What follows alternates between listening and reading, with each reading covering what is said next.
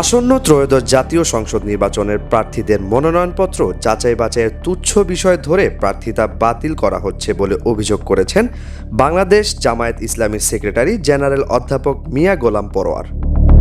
নির্বাচনে কিছু রিটার্নিং অফিসারদের কর্মকাণ্ডে উদ্বেগ প্রকাশ করে তিনি বলেন, তথ্য প্রমাণ কাগজপত্র দাখিল করার পরও আইনের দৃষ্টিতে গুরুত্বপূর্ণ নয় এমন বিষয় ধরে উদ্দেশ্যমূলকভাবে প্রার্থিতা বাতিল করে দেওয়া হচ্ছে।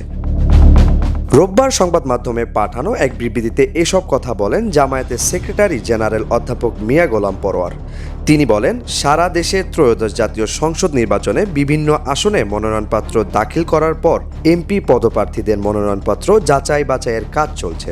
এই যাচাই বাছাইয়ের সময় কোনো কোনো জেলার রিটার্নিং অফিসারদের কর্মকাণ্ডে ভিন্ন ভিন্ন চিত্র পরিলক্ষিত হচ্ছে। কোনো কোনো জেলায় তুচ্ছ বিষয়কে কেন্দ্র করে প্রার্থীর মনোনয়নপত্র বাতিল করা হচ্ছে। রিটার্নিং অফিসারের ব্যক্তিগত এখতিয়ারের পরে বা তিনি ব্যক্তি বিবেচনায় ছাড় দিতে পারতেন এমন ক্ষেত্রেও কঠোর নীতি অবলম্বন করা হয়েছে।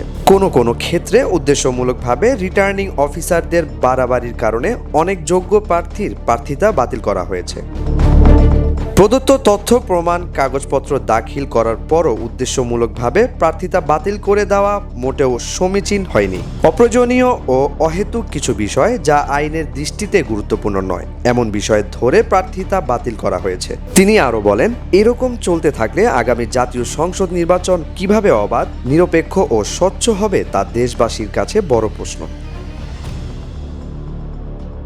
ইউএফটি ফার্স্টের সাথে ট্রেড করুন যে কোনো জায়গা থেকে। ক্যাম্পাসে ক্লাসের ফাঁকে, ঢাকার জ্যামে বসে কিংবা ঘরে বসে ট্রেডিং এখন হাতের মুঠোয়। তাই ট্রেড করুন যখন খুশি, যেখানে খুশি।